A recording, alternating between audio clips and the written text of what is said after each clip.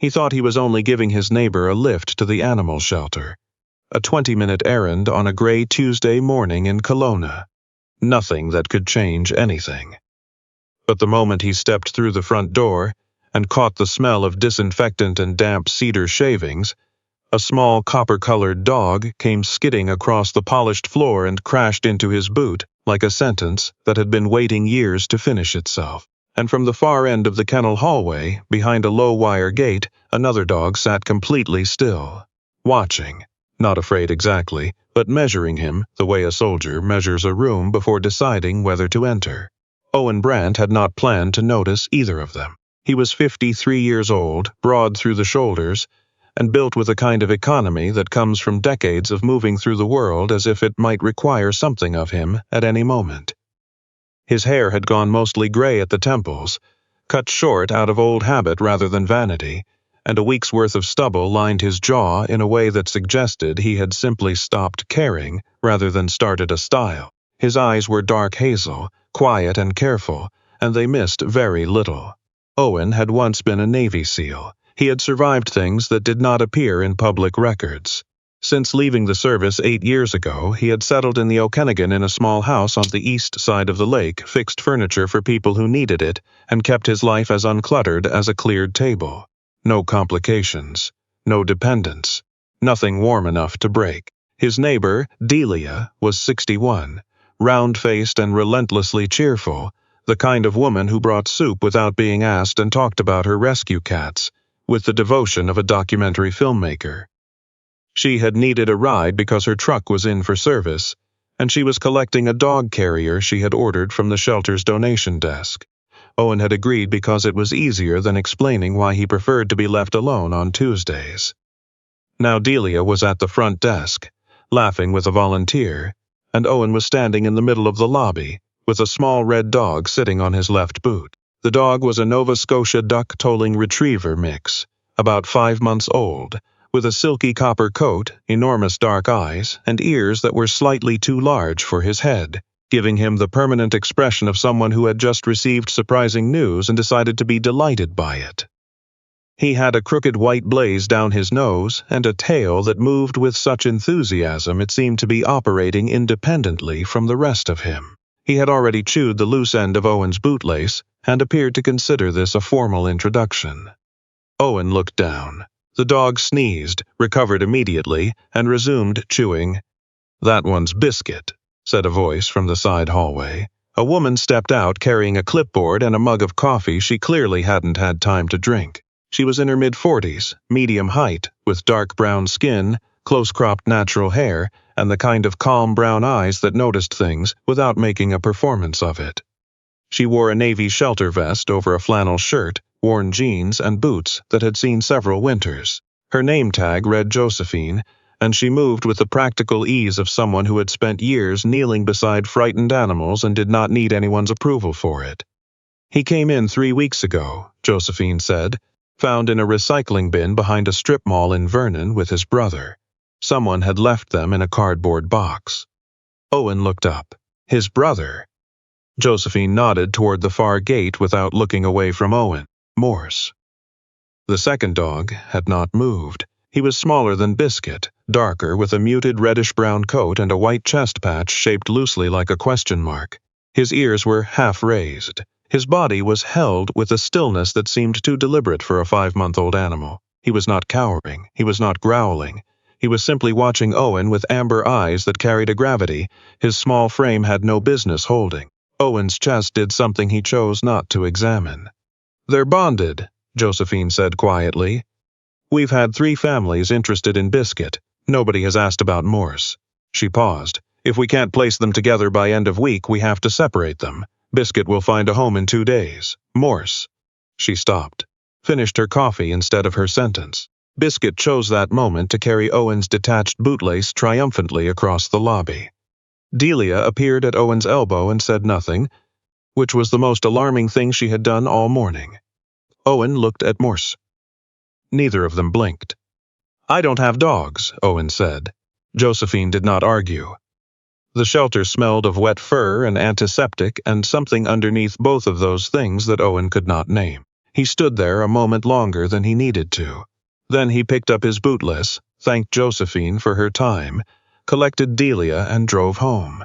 He made it 40 minutes before he turned the truck around. The drive back to Kelowna from the shelter was quiet in the way only an empty truck can be quiet. Biscuit rode in the cargo area in a borrowed carrier Josephine had insisted on, and spent the first 10 minutes attempting to solve the latch problem through optimism. Morse sat in a second carrier, smaller, and did not make a sound. When Owen glanced in the rearview mirror, the darker dog's amber eyes were open and fixed on the side window, watching the highway scroll past like a man memorizing an escape route he hoped not to need. Owen had signed the forms with the grim efficiency of someone completing a mission briefing. Adoption agreement, medical records, feeding instructions, a signed acknowledgement that the brothers would not be separated. Josephine had slid the paperwork across the desk without celebration. That restraint had helped. Delia, sitting in the passenger seat with her hands folded and her smile aimed carefully out the window, said, "I won't say anything." "You're saying something right now." "I'm saying I won't say anything. That's different." Owen said nothing. The lake appeared on the left, flat and pewter-colored under the November sky, the hills above it already dusted with early snow. He had lived beside that lake for 6 years, and it still made him feel something he had never quite managed to name. Not peace, something rougher than peace, something that kept its own hours. His house sat at the end of a gravel lane past a stand of ponderosa pines, a single-story place built of Douglas fir and riverstone, with a covered porch and a woodshed and a workshop attached to the back where he made furniture people actually wanted to sit in. Inside, the house was clean and spare. One coat hook by the door, one mug on the drying rack, a wood stove in the main room, a kitchen table with 2 chairs, though only one had a cushion because the other had not been sat in long enough to need one. Books on military history and northern ecology. A single photograph on the mantel, turned slightly away from the room, the way photographs sometimes turned when no one could bring themselves to move them.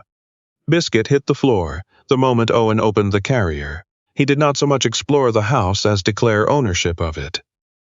The braided rug in the front hall was attacked with professional urgency. A work glove that had fallen from the peg near the door was seized and carried into the kitchen, with the satisfaction of a treaty signed in one's favor. The water bowl Owen set down was investigated by both front paws before Biscuit remembered it was for drinking, which he then did at a volume that seemed excessive for his size. Owen watched him. Morse came out of the carrier differently. He lowered himself to the floor with careful weight, testing the boards as though they might not hold, then moved along the baseboards with his nose close to the ground and his body angled toward the walls. He mapped the room without touching anything in the middle. He found the corner between the wood stove and the bookcase, where he could see the front door, the kitchen entrance, and Owen all at once. He sat down there and did not move. Owen had taken that corner at a party once, years ago, before he understood what it meant about himself. He put down a second food dish, closer to where Morse was sitting, and then settled on the floor with his back against the kitchen cupboards and his legs stretched out, letting the dog see his hands. Josephine's voice was still in his ear. Don't reach over his head, don't corner him, let him choose the distance, and if he eats in front of you, that's trust. Biscuit ate immediately and enthusiastically, and tried to steal from Morse's bowl twice. Owen blocked him with a hand without drama. Biscuit accepted the ruling, disagreed with it philosophically, and went back to his own food. Morse looked at Owen for a long time. Then he took one bite, froze. Took another. Owen looked out the dark window as if the most interesting thing in British Columbia was happening somewhere in the direction of the woodshed. Morse ate 4 more bites before he stopped. Owen counted them and pretended he hadn't. Delia came by the next afternoon with a bag of supplies she insisted she had already had at home. Puppy pads, a fleece blanket, a rope toy, and a jar of peanut butter, because she had once read that peanut butter solved most problems, and she had found this to be broadly true. She moved around Owen's kitchen with the comfortable authority of someone who had been invited many times, though the invitations had usually been reluctant and frequently worded as grocery drop-offs. She watched Biscuit attempt to fit his entire head into the peanut butter jar and then turned to look at Morse, still in his corner, and did not make a sound of pity. Owen appreciated that. "The quiet one watches you," Delia said. "Dogs watch things. He watches you specifically." She poured coffee without asking. "Like he's trying to figure out if you're the same kind of scared." Owen took the mug. "I'm not scared." Delia handed him the coffee.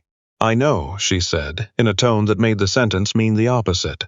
That night Owen sat by the wood stove with the fire low and both dogs in the room. Biscuit had fallen asleep on the braided rug with the rope toy clenched between his front paws, his copper sides rising and falling with the peaceful depth of something that had never met a problem it considered worth worrying about. Morse lay several feet away. Not close, not ready for that, but no longer facing the wall. Owen looked at the photograph on the mantel. Her name had been Circe. No, wait. He pushed the thought aside. Her name had been Faye. Faye Brant, née McAllister from Antigonish, Nova Scotia, with dark eyes and a laugh that had an edge to it like she was daring you to keep up. She had been a paramedic. She had been good at keeping up. Pancreatic cancer had not asked her opinion on the matter, and it had moved fast, the way certain enemies do when they understand they cannot afford a fair fight. She had been gone 4 years. Owen had kept the house clean and the table set for one, and told himself this was a reasonable life, which it was, in the way that reasonable lives are sometimes the saddest ones. He had not spoken her name aloud in a long time, not even to Delia, who had known her. Biscuit snored. The wood stove ticked. Morse shifted slightly, and his shoulder came to rest pointing toward Owen's chair, not touching it, but no longer turned away. Owen sat there long past when he should have gone to bed. He did not examine why. 2 weeks passed, and the house surrendered its silences 1 room at a time.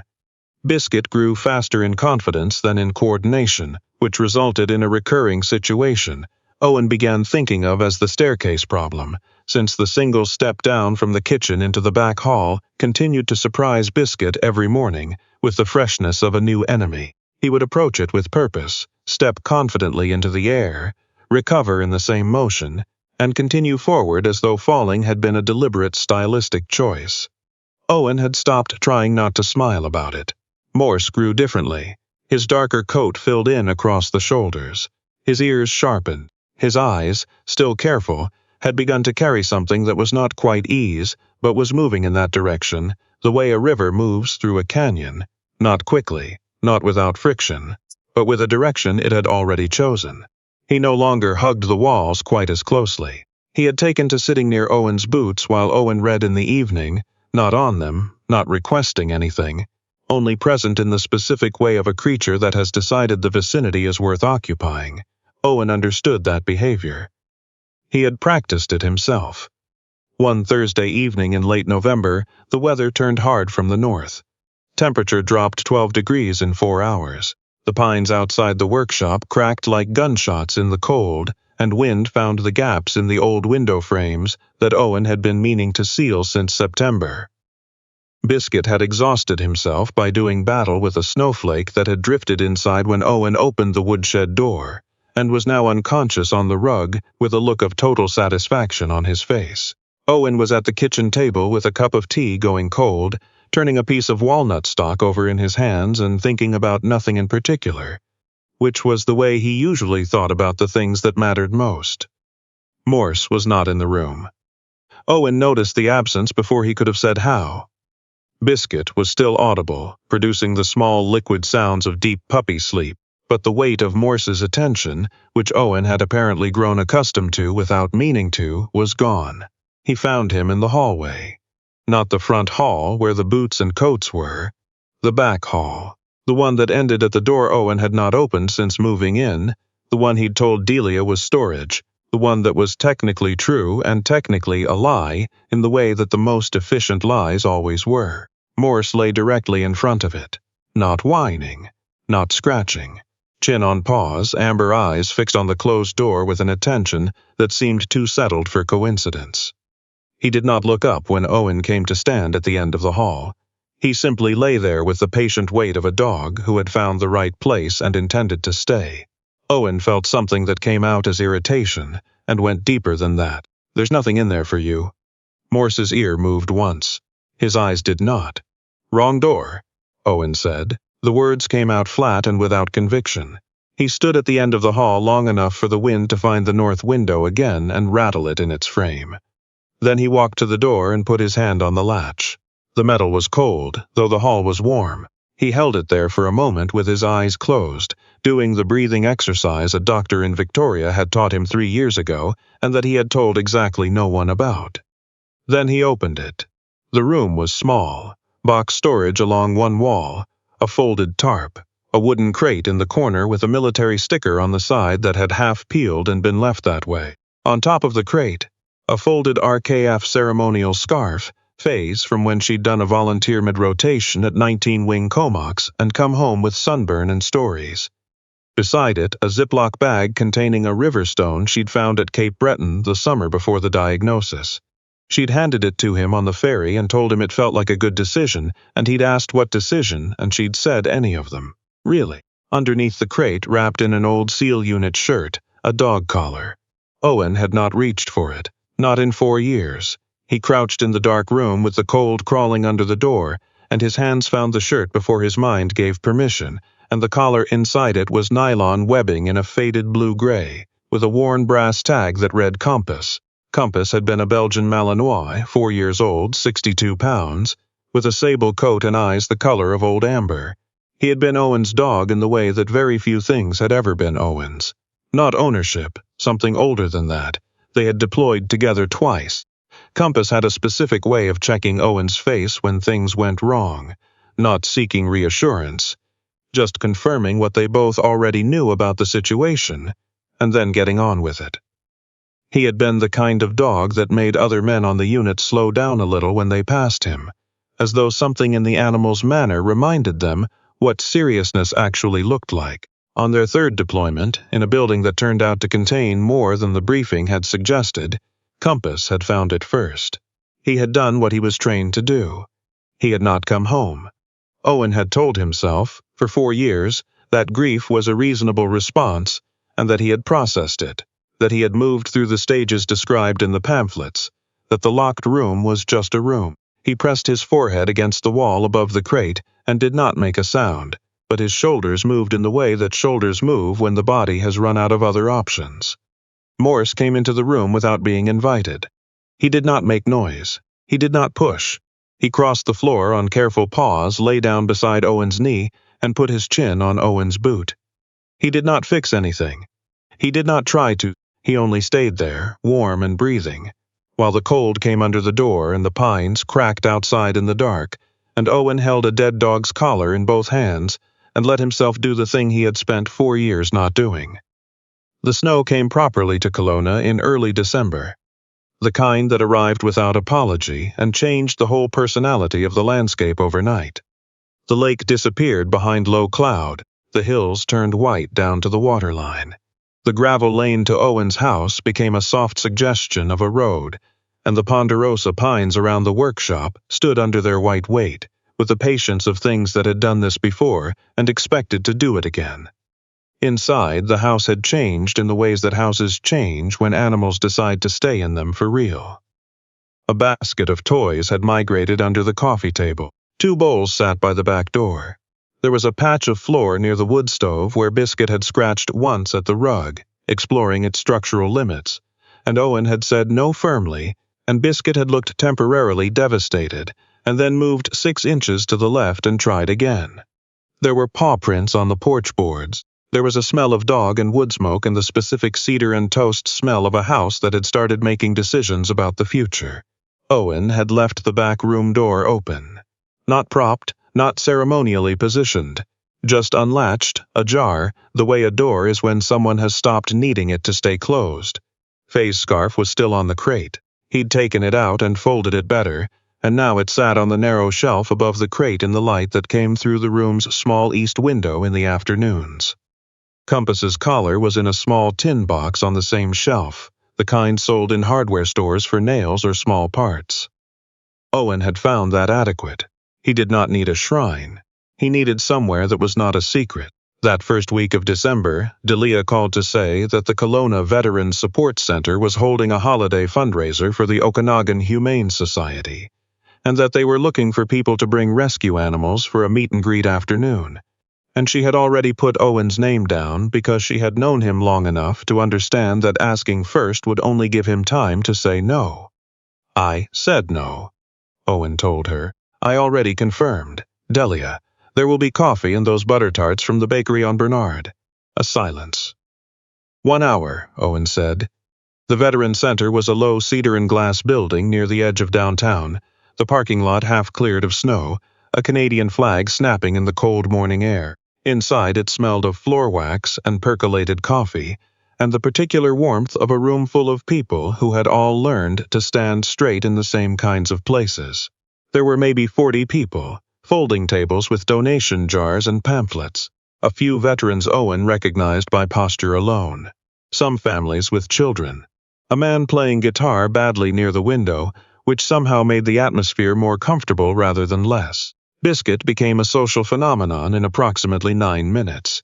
He stole a butter tart from an unguarded plate, was caught in the act by a woman who laughed so loudly the whole room turned, and then sat on the butter tart with such a look of plausible deniability that several veterans began having a genuine debate about whether he deserved consequences. The debate had not been resolved when Biscuit ate the evidence and trotted away to find additional problems to solve. Morse stayed close to Owen's left side, not pressed against him, not tucked behind him, but there, reading the room in the methodical way he read all rooms, his amber eyes moving from face to face without settling until they reached a man sitting alone near the far window.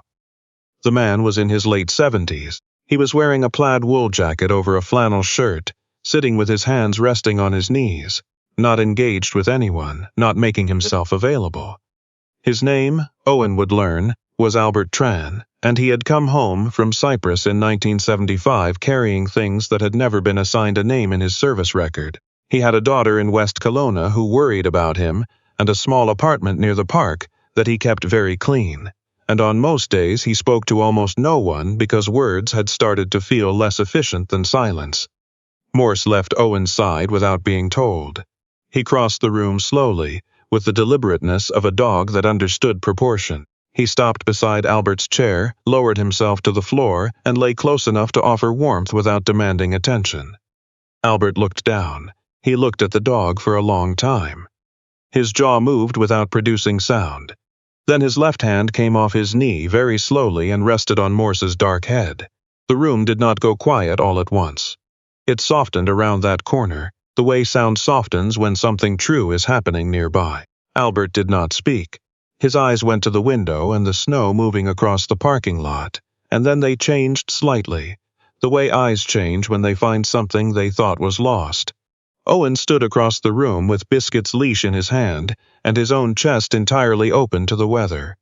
He thought about compass. He thought about Faye. He thought about all the careful distance he had constructed and maintained and told himself was wisdom. He watched a small dark dog lie beside an old man's chair and understood, with the particular clarity that arrives when you stop arguing with it, that none of the distance had been protecting either of them. He looked at Josephine, who had come from the shelter for the event, and was standing near the donation table, watching him with the patient expression of a woman who already knew how this story ended. He looked at Delia, who was eating a butter tart and pretending not to cry. He looked at Biscuit, who was attempting to explain himself to a 7-year-old girl with very serious concerns about the missing pastry. He looked at Morse, chin resting on the cuff of Albert's trouser leg. He thought, "You think you're the one doing the rescuing. You think you drove to the shelter and signed the forms and opened your house, and that means the movement is going in one direction.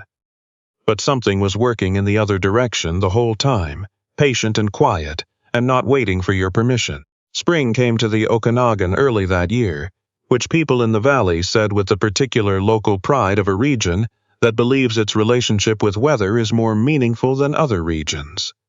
The snow left the hills in long gray sheets. The lake went from pewter to blue-green. The ponderosa pines outside Owen's workshop started throwing their sharp citrus scent again. The smell that had made him stay when he first came to look at the house, years ago, that smell arriving on the first warm afternoon like a reminder that he had made a reasonable decision at least once. The back room door stood open most days now. Owen had not turned it into a monument. He had cleaned it, put the boxes in order, framed a photograph of Faye laughing at something off-camera on a beach in Cape Breton, and a second photograph of Compass in vest, mid-stride, 4 years old and completely sure of himself. Both photographs sat on the shelf in the afternoon light, beside the tin box and the folded scarf. Some mornings Owen went in and stood there for a minute or two.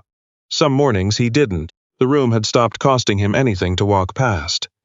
Biscuit had grown into himself in the specific way of dogs, who were always going to be exactly this. He was a year old now, leggy and bright-eyed, with a copper coat and one slightly bent ear, and the abiding conviction that every object in Owen's workshop was a puzzle he was authorized to investigate. He had destroyed one sanding block, liberated an entire roll of blue masking tape, and spent 45 minutes one afternoon attempting to understand a router bit before Owen gently redirected him to the yard. Owen had, without making a decision about it, bought him a small bed for the workshop corner, which Biscuit used as a launching pad rather than a resting place. Morse had grown quieter, which in his case meant he had grown calmer. He was leaner than Biscuit, darker through the back, with a gaze that had settled into something Owen could only call steadiness. The fearfulness of those first weeks was not gone. It had become something else, something that watched rooms before entering them but had stopped expecting them to be dangerous. On evenings when Owen sat on the porch in the new warmth and watched the light move on the lake, Morse lay across his feet with the weight of an animal that had decided this was where it belonged. Josephine came by, on a Saturday in April, with coffee from a place on Abbott Street that she claimed was technically better than the coffee she made at the shelter, which was not a high standard but was offered in genuine good faith. She walked around the workshop without asking, the way people do when they trust a space, and ran her hand over the surface of an elm-side table Owen was finishing for a family in West Kelowna. "You look different," she said. "Same person, less like someone who's waiting for permission." Owen turned the table leg in his hands. "I don't know what that means." Josephine picked up her coffee. "Yes, you do." Delia arrived an hour later with soup and news about her cats and a kind of radiating satisfaction that she was too well-mannered to express directly. She sat on the porch with Owen and Josephine while Biscuit patrolled the yard for issues that required urgent attention, and Morse lay in the doorway with the specific symmetry of a dog who wanted to be in both places at once. The lake was very blue below them. The hills were green in a way that seemed emphatic after a long winter. A pair of ospreys were circling over the water in the slow, patient loops they made when they were looking for something they intended to catch. "What kind of wood is that one?" Delia asked, nodding at the half-finished piece inside the workshop door. "Elm," Owen said. "It's harder to work than it looks. Grain goes in about 4 directions at once. So it keeps surprising you, every time." He looked at Morse, who had shifted to let the afternoon sun hit the dark fur of his shoulders. He looked at the open door at the end of the back hall, visible through the main room from where he sat. He thought about the shelter on that gray November morning, the smell of disinfectant and cedar shavings, the small copper dog on his boot, the darker one watching from the far gate with eyes too old for a young face. He had gone back for them because of the deadline. That was what he had told himself. But sitting here in the April light, with Delia's soup warm on the table, and Josephine saying something dry about a fundraiser she was organizing, and Biscuit barking once at a squirrel, with the full conviction of a creature who believed the warning shot was sufficient, Owen understood something he had been avoiding understanding. He had gone back because of Morse's eyes, because something in that measured, careful gaze had recognized something. Not named it, not announced it, but recognized it the way one person recognizes in another the specific shape of a room they've both been standing in for a long time. He had thought he was choosing them. It was possible he had been chosen. Josephine was watching him with the quiet expression of someone who had seen this happen before and found it consistently worth witnessing. "You were the right one," she said. Owen looked at her. "For what?" "For them." She nodded at the 2 dogs. "The shelter sees a lot of people come through. Not everyone who wants a dog is what a particular dog needs." She paused. Morse didn't want to leave with anyone else. In 3 weeks, he just sat there and waited. Owen was quiet for a moment. He was waiting for someone who wasn't going to flinch when he needed a door opened, Josephine said. Then she picked up her coffee and let the subject stand on its own. Below the porch, Biscuit had solved the squirrel situation and was now digging an investigative hole near the fence with the dedication of someone who suspected the answer to an important question was located approximately 2 feet down. Morse rose from the doorway, crossed the porch at his own pace, and lay down across Owen's feet again with a long, quiet exhale. Owen put his hand on the dog's dark back. He thought about Faye, not with the familiar weight of loss, but with something that had more light in it. Something that felt like her on the ferry with the river stone in her hand, saying any decision really, the good ones tend to announce themselves. He thought about Compass, mid-stride, 4 years old, vest on, completely certain. He thought about a locked door and a collar in a tin box, and a dog who had lain down beside him on a cold floor without asking for an explanation. He thought about all the ways rescue moves. How it is almost never a straight line. How it goes sideways and doubles back and arrives from directions you weren't watching. How sometimes the thing doing the rescuing is smaller than you expected and quieter, and has amber eyes and a white patch on its chest shaped like a question that has, finally, been answered. Owen Brant had survived things that did not appear in public records, and he had believed for a long time that surviving was the particular and sufficient thing he was built for. But sitting on a porch in the Okanagan spring with coffee going cold, and 2 dogs deciding what the afternoon required and the lake blue and wide and not finished with him yet, Owen finally understood the difference between surviving and being returned to yourself, and that the difference, when it came, sometimes came on 4 quiet paws, patient as a river, steady as a stone, someone handed you on a ferry and told you to keep.